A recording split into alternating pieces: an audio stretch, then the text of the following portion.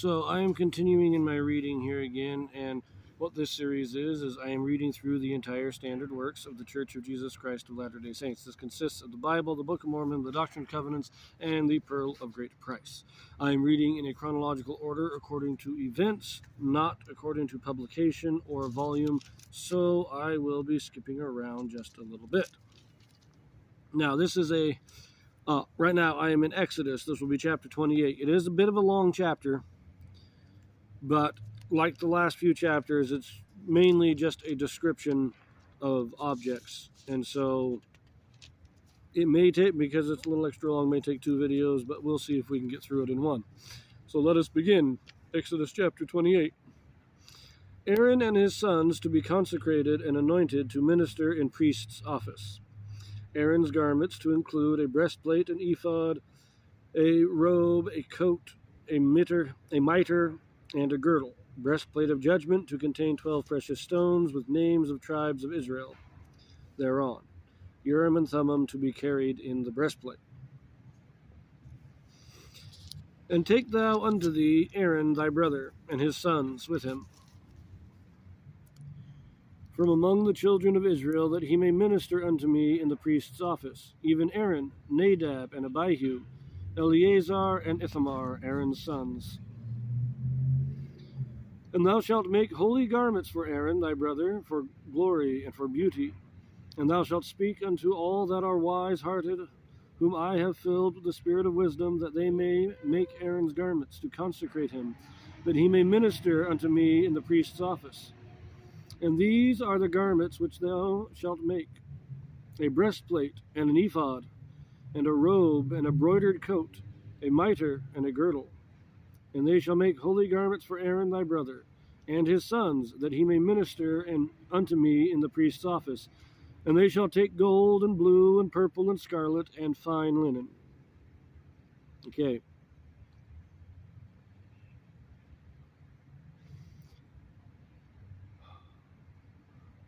I'm not exactly sure what a ephod is, but the mitre in the footnotes here, alternate Hebrew translation, turban or bounded cap.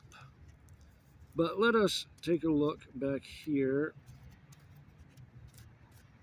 in the Bible dictionary a moment before we continue and look up what this ephod is.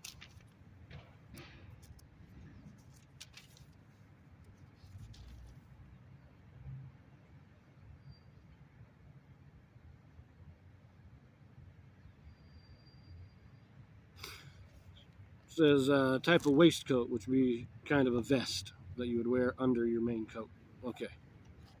Interesting. So, verse 6. And they shall make the ephod of gold, of blue, and of purple, of scarlet, and fine twined linen with cunning work. It shall have 2 shoulder pieces thereof, joined at the 2 edges thereof, and so it shall be joined together. And the curious girdle of the ephod which is upon it shall be of the same according to the work thereof, even of gold, of blue, and of purple, and of scarlet, and fine twined linen. And thou shalt take 2 onyx stones, and grave on them the names of the children of Israel, 6 of their names on one stone, and the other 6 names of the rest on the other stone, according to their birth, with the work of an engraver in stone, like the engravings of a signet, shalt thou engrave the 2 stones with the names of the children of Israel. Thou shalt make them to be set in ouches of gold. And thou shalt put the 2 stones upon the shoulders of the ephod for stones of memorial unto the children of Israel. And Aaron shall bear their names before the Lord upon his 2 shoulders for a memorial. So yes, the ephod is kind of a coat. It had 2 shoulder pads. And then it would have the, just like a vest and a girdle that would go around the waist and hold it in place. And on each shoulder is a stone, and each stone is written the 12 names of the sons of Israel. So, and remember, ouches is a term for a setting or an inlay. So, here we go. Verse 13. And thou shalt make ouches of gold, and 2 chains of pure gold at the ends Of wreathen work shalt thou make them, and fasten the wreathen chains to the ouches. Wreathen means braided. Okay. And thou shalt make the breastplate of judgment with cunning work, after the work of the ephod thou shalt make it. Of gold, of blue, and of purple, and of scarlet, and of fine twined linen shalt thou make it. 4 square it shall be, being doubled. A span shall be the length thereof, and a span shall be the breadth thereof. And thou shalt set in it settings of stones, even 4 rows of stones. The first row shall be a sardius, a topaz, and a carbuncle. This shall be the first row. And the second row shall be an emerald, a sapphire, and a diamond. And the third row a ligure, an agate, and an amethyst. And the fourth row a beryl, and an onyx, and a jasper. They shall be set in gold in their enclosings. And the stones shall be with the names of the children of Israel, 12 according to their names, like the engravings of a signet. Every one with his name shall they be, according to the 12 tribes.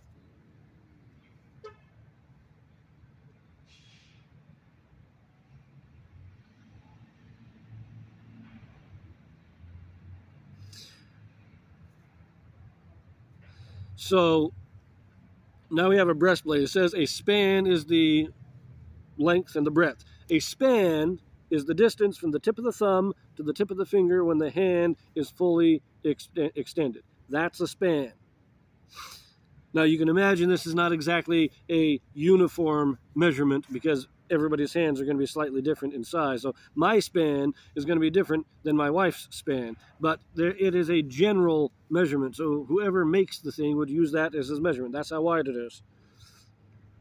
So be about as wide, not even as wide as your chest, but it's going to be covering the center part of the chest with these 12 stones, each marked with the 12 tribes of Israel again. So, verse 22. And thou shalt make upon the breastplate chains at the ends of wreathen work of pure gold.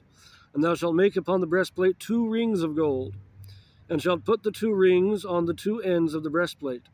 And thou shalt put the 2 wreathen chains of gold in the 2 rings which are on the ends of the breastplate, and the other 2 ends of the 2 wreathen chains thou shalt fasten to the 2 ouches, and put them on the shoulder pieces of the ephod before it. So in other words, the breastplate is going to be attached to the ephod. The ephod is the undercloak. It's like it's like a vest that is worn underneath. The breastplate is made out of gold and stones. You don't want that directly against your chest. So you have the ephod under it, and then you have the breastplate, and the breastplate is attached to the ephod. Verse 26, and thou shalt make 2 rings of gold, and thou shalt put them upon the 2 ends of the breastplate in the border thereof, which is in the side of the ephod inward. And 2 other rings of gold thou shalt make, and shalt put them on the 2 sides of the ephod underneath, toward the forepart thereof, over against the other coupling thereof upon the curious girdle of the ephod. And they shall bind the breastplate by the rings thereof unto the rings of the ephod with a lace of blue, that it may be above the curious girdle of the ephod, and that the breastplate be not loosed from the ephod. And Aaron shall bear the names of the children of Israel in the breastplate of judgment upon his heart, when he goeth in unto the holy place for a memorial before the Lord continually. Okay, this is again, we're binding the breastplate in place. It's going to be tied up here to the 2 ouches. It's going to be bound down here so that it doesn't move. It'll be stationary, and so that it won't cover the girdle. The girdle will always be visible. Let us continue, verse 30. And thou shalt put in the breastplate of judgment the Urim and Thummim, and they shall be upon Aaron's heart when he goeth in before the Lord. And Aaron shall bear the judgment of the children of Israel upon his heart before the Lord continually. Now, what Urim and Thummim technically means is light and perfection.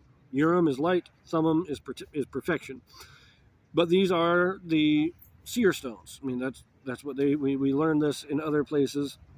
And they are put in the breastplate so that they are above the heart. They would be right here.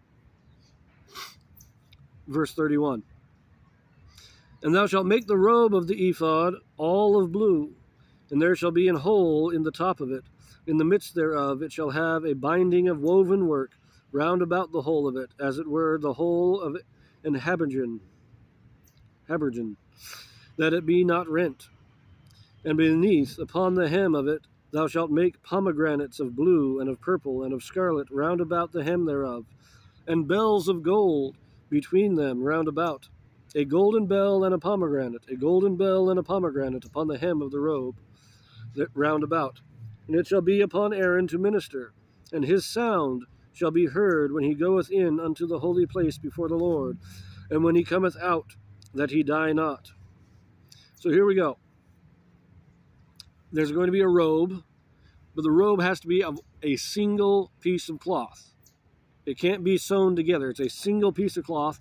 You put a hole in it and embroider the edges of the hole, so it's like hemming it. That would be the neck. That's the collar that they're talking about. And then on the bottom, you're going to have the embroidered pomegranates and bells, so that whenever Aaron is doing the work of the priest, the people can hear the bells ringing with his walking, and they know that the priest is performing his duty. So there we go. Verse 36. And thou shalt make a plate of pure gold, and grave upon it, like the engravings of a signet, holiness to the Lord.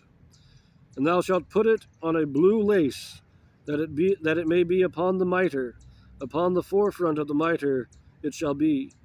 And it shall be upon Aaron's forehead, that Aaron may bear the iniquity of the holy things, which the children of Israel shall hallow in all their holy gifts. And it shall be always upon his forehead, that they may be accepted before the Lord. And thou shalt embroider the coat of fine linen, and thou shalt make the mitre of fine linen, and thou shalt make the girdle of needlework. So the mitre is a head. It's like a turban, a headpiece. It's a hat, a wrap, kind of woven hat. And the saying is going to put a golden plate that is then bound onto the mitre that says holiness to the Lord. So now, verse 40. And for Aaron's sons thou shalt make coats, and thou shalt make for them girdles and bonnets, shalt thou make for them for glory and for beauty. Of course, bonnets, headdresses again, hats. Not exactly hats, it's more like the turbans. And thou shalt put upon Aaron thy brother and his sons with him, and shalt anoint them, and consecrate them, and sanctify them, that they may minister unto me in the priest's office. And thou shalt make them linen breeches, and cover their nakedness, from the loins even unto the thighs they shall reach. And they shall be upon Aaron and upon his sons when they come in unto the tabernacle of the congregation, and when they come near unto the altar to minister in the holy place, that they bear not iniquity and die. It shall be a statute forever unto him and his seed after him. Now this is an interesting one. So we got this detailed description of Aaron's clothes as the high priest, as the main guy, but his sons are also given special clothes. We don't get a full description of them, but coats, girdles, bonnets. So they don't get the breastplate, they don't get the ephod, but they get the robe, the headdress, and the belt. But more importantly, all of them wear a garment under all of this that goes from the waist down to the knee. That's what it's the breeches, linen breeches, to cover their neck from the loins or the waist, down to the thigh, to the bottom of the thigh, top of the knee. It's interesting that is how long the garments are in the modern church. We have here, God is commanding them to make garments, the holy garment for Aaron and his sons. Let us leave it there. The video is getting a little long, but we finished the chapter. So we'll move along in the next one.